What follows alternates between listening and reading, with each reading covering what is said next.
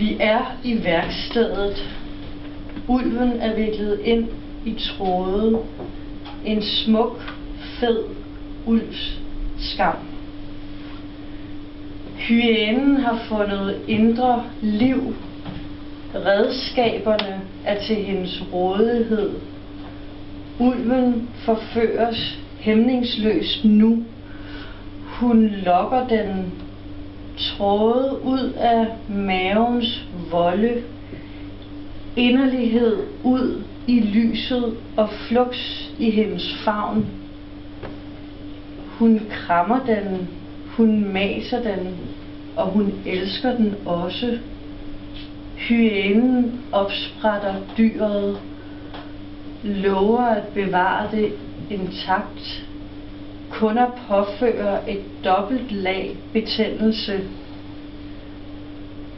Stille nu, tålmodighed, de tavse, fjernsynske skiftinger hviler. Lad os se, hvor det fører os hen, så langt det bliver i lyset, så boblende og svulmende. Har hun husket at suge maven ud? Dyret gør antræk, bider, væser, pruster, savler, puster sig op. Røven står på vid gab. Venus vulgivagas rækker en hånd i mørket. Ære, forsikrer, krammer, maser, trænger op. Bæstet prutter. Uden grusomhed ingen fest. Bæstet skider, stride strømme i hænderne på mesteren, der lakerer alt i brunt.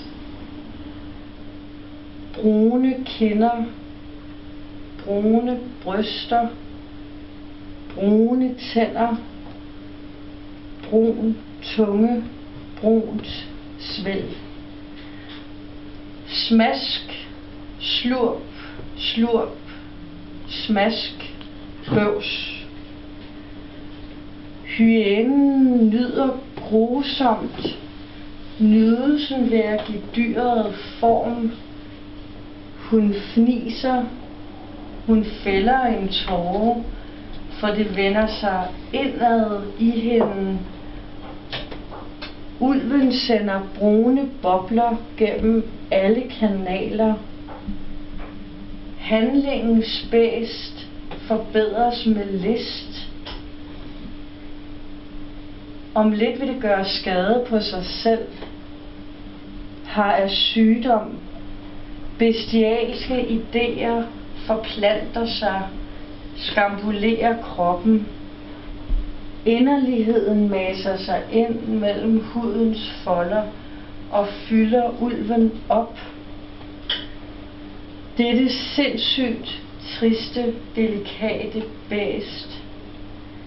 Det sygeste af alle syge dyr. Selv når det sårer sig selv, sårer det sygeligt.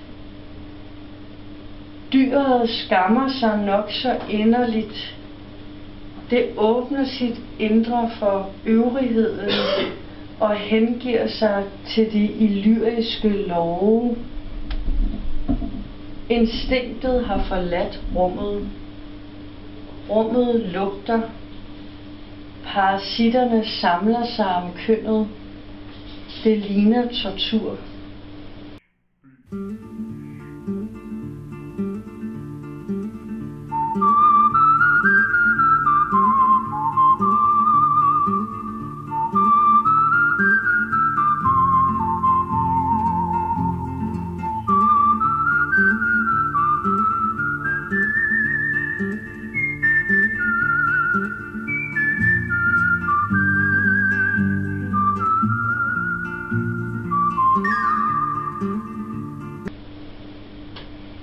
Det var et lille stykke derfra. Så tror jeg vil tage over fra krigen, som blev udgivet sidste år.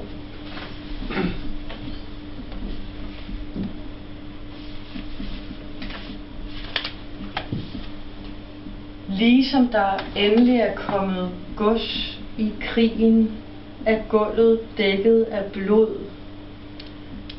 Og så har jeg kun fægtet i halve enheder, for hvem gider mediere min stumme anslag. Du er blevet henrettet, men det afholdt dig ikke fra dine sælsomme sysler. Min geschæft har taget sig sælsomt ud. Den skulle holde til gentagelser i en grad, hvor tingene forsvinder. Når jeg ved en sjælden lejlighed gør mig i restriktive formler, er lyset det første, der bider sig fast på mit takkede væsen. Du, den snedigste, den smukkeste af de sælsomme, lysende væsner, der sætter deres ben i skoven.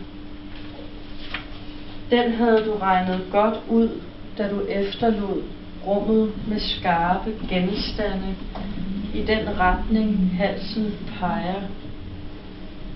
Men du tager fejl, hvis du tror, ledighed er ret, sat momentet i gang. Hvis du tror, mit håndelag er ledløst. Du for længst rejst udenom, befinder dig mellem træer, blandt ligesindede. Lod mig hensynke i mørke hjørner, lod mig være i min forbrydelse. Din snedighed overgår mit subtile håndelag, der skærer gennem natten uden tøven. Du har ladet mig skue, hensat til tiden, kun med tiden. Frontalt skal jeg vedkende mordene som væsentlige handlinger. Blodet siver ud i etapper, åbner op for enfoldige tanker om frostklare nætter, hvor essenserne står lige for fødderne, og krigen har afsæt i sulten. Jeg lægger mig til rette, mærker livet under skorpen, lader boblerne lulle mig i et transcendentalt mode, fragmenterer, indgår i rundere systemer, mere venligt stemte solare cirkler. Krigen er i boet, men hvad med lige at skære ned på ambitionerne, så jeg kan få lidt ro til mine transcendentale eskapader. Mine møder med essenserne, de varme markeringer, den træge rejse, flugten fra skoven, de ivrige navne, der trænger sig på. Modstanden er svækket her i mørket, hvor livet bobler under skorpen, og hænderne er i ro. Tak.